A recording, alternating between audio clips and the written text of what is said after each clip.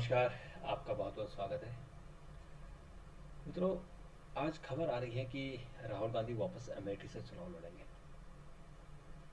असल में राहुल गांधी 20 साल तक अमेठी के सांसद रहे हैं, लेकिन 2019 में स्मृति ईरानी ने उन्हें हरा दिया। और उसके बाद ये अच्छा हुआ कि उन्होंने दो जगह से चुनाव लड़ा था, अमेठी और वायनाड केरल से। तो उनकी सांसदी बच गई, हालांकि फिर बाद में कंट्रोवर्सी हुई। एक मानहानि मुकदमे में उन्हें जेल हो गई, 2 साल की सज़ा हो गई, तो उसके कारण उनकी सदस्यता चली गई थी। लेकिन अब सुप्रीम कोर्ट के उनकी सज़ा को स्थगित करने के कारण उनकी लोकसभा सदस्यता वापस आ गई। अगर ये उनका स्टे नहीं होता तो फिर वो चुनाव नहीं लड़ सकते थे। और अब चूंकि फिर कहानी चल पड़ी है और कि राहुल गांधी वापस अमेठी जाएंगे। दरअसल वो इसलिए चर्चा हुई है कि राहुल गांधी जो कांग्रेस के प्रेसिडेंट नए नए बने हैं, अजय राय, जो बनारस के ही हैं, उन्होंने अनाउंस कर दिया कि अमेठी से चुनाव लड़ेंगे। और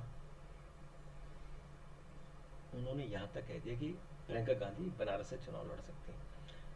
असल में अजय राज वही हैं जिनके भाई को, एमएलए को, मुख्तार अंसारी, ये अतीक अहमद ने मरवा दिया था। और उसी केस में ही ये अतीक अहमद और उसके भाई को जेल हुई थी, एक सज़ा भी हुई थी। और एक और केस में जो गवाह को उन्होंने मरवाया था, उसके कारण उन पर दोबारा एक और केस चल रहा था। तो अतीक अहमद और उसका परिवार पूरा ख़त्म हो गया कानूनी तौर पर। तो उसी का भाई अजय राय हैं, जो कांग्रेस में हैं।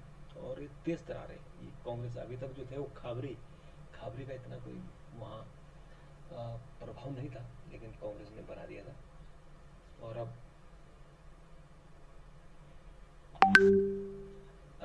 अजय राय ये थोड़ा तेज तर्रार है। और मित्रों, प्रधानमंत्री ने आज जो बीजेपी का 2024 का, और अभी 4 राज्यों के विधानसभा चुनाव की तैयारियां चल रही हैं, आज उन्होंने जो अपना अभियान है, आज पंचायत राज परिषद जो भाजपा की पार्टी के हैं, देश भर में फैले हुए। तो उन्होंने आज जो गुजरात, महाराष्ट्र, मध्य प्रदेश और कुछ और जो राज्य हैं उनके पंचायती राज हैं और प्रधान हैं, इन लोगों से उन्होंने बात की। और उन्होंने यही कहा कि जो भी सरकार की स्कीमें हैं उनको, एक तो उनको इम्प्लीमेंटेशन होना चाहिए, क्योंकि जो स्कीमें हैं वो लोगों की भलाई के लिए।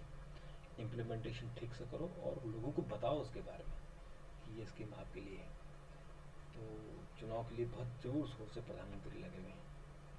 नियमित किस्त न भरने वालों को राहत, सिर्फ पेनल्टी वसूल सकेंगे बैंक। रिजर्व बैंक ने जारी किया दिशा निर्देश।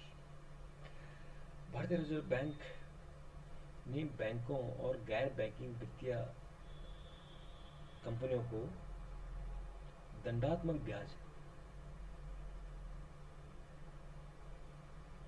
यानी ब्याज पर ब्याज, तो उन्होंने कहा कि ब्याज पर ब्याज नहीं, सिर्फ ब्याज लो। तो ये मुझे लगता है कि बहुत अच्छा डिसीजन इन्होंने लिया है, सिर्फ पेनल्टी लिया है। और जो ब्याज पर ब्याज ये लोग देते हैं, जैसे कि जो अथॉरिटी है वो भी ब्याज पर ब्याज वसूलती है।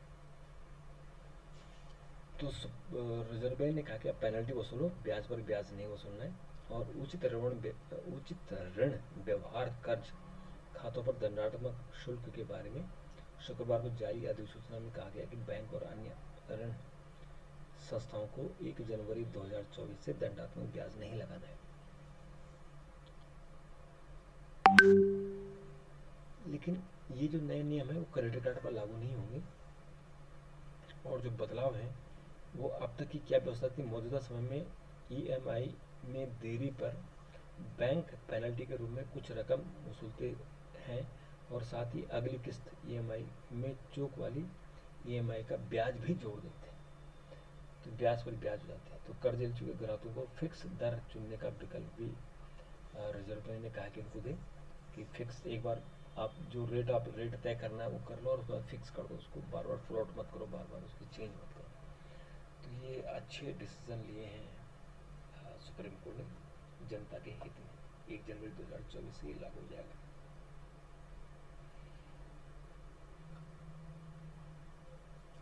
इसके अलावा मित्रों, बिहार में जातिगणना प्रमाण पत्र पर रोक लगाने से सुप्रीम कोर्ट ने मना कर दिया है। बिहार सरकार ने जाति आधारित जनगणना की है, उस पर बड़ी राजनीति भी। पटना कोर्ट से पहले स्टे था, फिर पटना कोर्ट ने खोल दिया, अब सुप्रीम कोर्ट आए तो सुप्रीम कोर्ट ने मना कर दिया कि अगर प्रथम दृष्टया कोई मजबूत मामला न हो, हम किसी भी चीज़ पर रोक नहीं लगाएंगे। जब कोई मजबूत चीज़ नहीं दिख रही, अगर जातिगत जनगणना का प्रकाशन हो रहा है तो उसमें क्या दिक्कत है, पॉपुलेशन जो है उन्हीं के बारे में तो बताएंगे। तो ये सुप्रीम कोर्ट ने ठीक किया है। लालू की जमानत याचिका को चुनौती देने वाली याचिका पर 25 मई को सुनाई हुई। उच्चतम न्यायालय डोरंडो कोषागार मामले में राष्ट्रीय जनता दल प्रमुख लालू प्रसाद यादव को दी गई जमानत को रद्द करने के अनुरोध संबंधी सीबीआई की याचिका पर शीर्ष अदालत 25 अगस्त को सुनवाई करेगा। इस्पात मंत्रालय का पूर्व अधिकारी दोषी हो गया कोयला घोटाले में। दिल्ली की एक अदालत ने छत्तीसगढ़ के कोयला ब्लॉक आवंटन में कथित अनियमितताओं से संबंधित कोयला घोटाले में इस्पात मंत्रालय के एक पूर्व अधिकारी को शुक्रवार को दोषी ठहराया है। कोयला घोटाले में 14वीं सजा है। विशेष न्यायाधीश अरुण भारद्वाज ने इस्पात मंत्रालय के जेपीसी के पूर्व कार्यकारी सचिव गौतम कुमार बसाक को विजय सेंट्रल कोल ब्लॉक के आवंटन में भ्रष्टाचार का दोषी पाया है। ओफो, ये कांग्रेस के जमाने में कोल ब्लॉक एलोकेशन होते उसमें बहुत बड़ा घोटाले, कई लोग नप गए उसमें।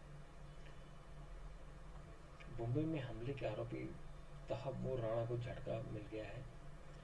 ये अमेरिका की अदालत ने 2008 में मुंबई में हुए आतंकवादी हमलों के आरोपी पाकिस्तानी मूल के कनाडाई व्यापारी तहव्वुर राणा की बंदी प्रत्यक्षीकरण याचिका को खारिज कर दिया है। इसके बाद अमेरिका के विदेश मंत्री एंटनी ब्लिंकन द्वारा उसे भारत प्रत्यार्पित करने के लिए प्रमाण पत्र जारी करने का मार्ग प्रशस्त हो गया। अब इसको भारत लाया जा सके अगर यहाँ इसकी ठीक से मेहमाननवाजी होगी। कांग्रेस को टिकट चाहने वालों को देनी होगी फीस। तेलंगाना कांग्रेस विश्व चुनाव के लिए दावेदारों को 50,000 रुपये शुल्क देनी होगी। आवेदन शुल्क के कारण केवल गंभीर आवेदन है। तो इसको मतलब जो गरीब है, जो एक्चुअल नेता है, जिसके पास 1 रुपया नहीं है, वो कहाँ से टिकट चुनाव लड़ेगी? पागल हो गई है कांग्रेस कि आप पैसा दो और टिकट लो, यानी खरीदारी आप करा रही हो।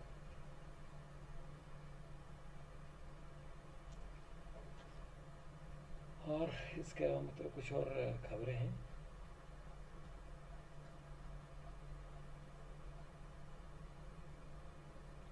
सुप्रीम कोर्ट के अधिकारियों के खिलाफ अवमानना कार्रवाई संबंधी याचिका खारिज कर दी गई है। सुप्रीम कोर्ट ने उमर खालिद की जमानत याचिका पर सुनवाई स्थगित की है। विवाहेतर संबंध में जन्मी संतान के अधिकार को लेकर फैसला सुरक्षित हो गया। ये बहुत इंपॉर्टेंट है। मणिपुर में फिर हिंसा, 3 शव में। ये मणिपुर में शांति क्यों नहीं आ रही, बहुत चिंता की बात है। शांति और सामंजस्य से बहाल करना सर्वोपरि, बीरेन सिंह कह रहे हैं। चीनी नागरिक ने 1200 भारतीय नागरिकों से 1400 करोड़ रुपए की लूट की। लॉजिकल लो बात। अधीर रंजन को 30 मई को बुलाया जाएगा।